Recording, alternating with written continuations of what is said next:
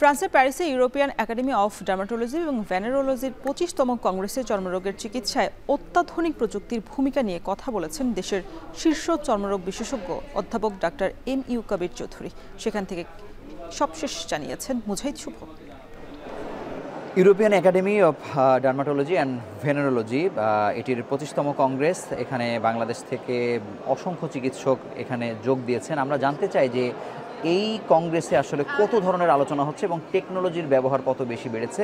আমাদের সঙ্গে যুক্ত হচ্ছেন দেশের শীর্ষ চর্মরোগ বিশেষজ্ঞ অধ্যাপক এম.ইউ. কবির চৌধুরী। স্যার, আপনাকে স্বাগত জানাচ্ছি। আপনার কাছে জানতে চাই যে আমরা দেখছি যে অনেক ধরনের টেকনোলজির ব্যবহার এখানে হচ্ছে এবং কত রকম আলোচনা আসলে এই কংগ্রেসকে ঘিরে হয় প্রত্যেকটা সেশনে, যদি আমাদেরকে একটু বিস্তারিত বলেন। আচ্ছা, টেকনোলজি সম্বন্ধে বলতে হয়, আমি আজ থেকে প্রায় 45 ইয়ার্স আগের কথাই বলি। আমি তখন টেকনোলজি ছিল, আমরা পেপার প্রেজেন্ট করতাম ছোটো ছোটো স্লাইডের মধ্যে।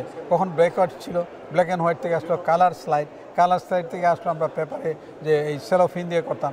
এখন আছে ডিজিটাল টেকনোলজি, সব কিছু ডিজিটাল। চর্মরোগের চিকিৎসার ক্ষেত্রে কত চর্মরোগ চিকিৎসার অনেক বিভাগ হচ্ছে। যেমন আগে আমরা যে স্কিন বায়োপসি করে ডায়াগনোসিস করতাম, এখন দেখা যাচ্ছে ডার্মোস্কোপি করে প্রায় 80% স্কিন বায়োপসি ডায়াগনোসিস আমরা করতে পারি ডার্মোস্কোপির মাধ্যমে। ইভেন কি স্কিন ক্যান্সার আমরা এই ডার্মোস্কোপির মাধ্যমে, এটা নতুন একটি টেকনোলজি এবং দিন দিন টেকনোলজি ব্যবহার বাড়তেছে। এই ইউরোপিয়ান আমেরিকান কান্ট্রি, এশিয়ান যেসব কান্ট্রিতে আমরা যাই, সিঙ্গাপুর, এসব দেশে যাই, চায়নাতে, এই টেকনোলজি অনেক অনেক বেশি উন্নত। আমাদের দেশের চেয়ে এই টেকনোলজির ব্যবহার দিন দিন বাড়তেছে এবং প্রতি বছরই নতুন নতুন টেকনোলজি দেখতে পাই।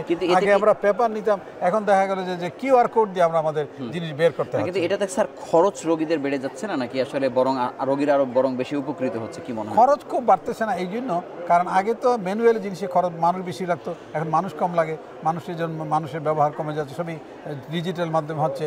যেমন আগে একটা সেমিনার করতে অনেক জনবল দরকার, সেই জনবল লাগে না টেকনোলজির উপর। কিন্তু একদম পা থেকে মাথা পর্যন্ত চর্মরোগের সমস্ত বিষয়ে কি আসলে এই কংগ্রেসে আলোচনা হচ্ছে কিনা? হ্যাঁ, ইউরোপিয়ান কংগ্রেসটা মেইনলি এটা নতুন নতুন রিসার্চ বেস। যেমন আমি যে একটা সেশনে গেলাম যেখানে শুধু রিসার্চ করছে, কে কোন রিসার্চ করছে তার উপরেই কথা বলে, বেসিক বিষয়ে না। তবে বেসিক বিষয়ে বিভিন্ন কনফারেন্স হয়, পা থেকে মাথা পর্যন্ত, চুল থেকে আরম্ভ করে নখ পর্যন্ত প্রত্যেকটা সাবজেক্ট নিয়ে তো আলোচনা হয় এবং আলোচনা অত্যন্ত ফলপ্রসূ। এই আলোচনায় কোনো কিছু বাদ যায় না। চর্মরোগ একটি বিশাল একটি পরিধি, কারণ প্রায় 4000 অধিক চর্মরোগ আছে। তার বেশিরভাগ একটা সেমিনার, একটা কনফারেন্সে গেলাম, যে দেখা গেল শুধুমাত্র রেয়ারেস্ট চর্মরোগ, যেগুলি খুবই কম, লক্ষে হাজারে দেখা যায়। যেমন এখানে সহস্রাধিক পেপার পঠিত হয়েছে, বিভিন্ন দেশের ডাক্তার সাহেবরা আসছেন এবং পড়ছেন, এবং যেহেতু পেপার যত বেশি হবে তত বিভিন্ন রোগ নিয়ে আলোচনা হবে, বিভিন্ন পরিধি আলোচনা, অনেক জিনিস আমরা জানতে পারবো, বুঝতে পারবো, আমরা প্রয়োগ করতে পারবো আমাদের রোগীদের জন্য। রোগীরা কিন্তু বিনা খরচে এই জিনিসটা পাচ্ছে। খরচ করতেছি আমরা, বিভিন্ন জায়গাতে স্পন্সরশিপ আসতেছে, কিন্তু রোগীরা উপকৃত হচ্ছে। নতুন নতুন ট্রিটমেন্ট আমরা এখান থেকে গিয়ে আমরা করতে পারছি রোগীদেরকে। আপনাকে ধন্যবাদ আমাদের সঙ্গে যুক্ত হওয়ার জন্য।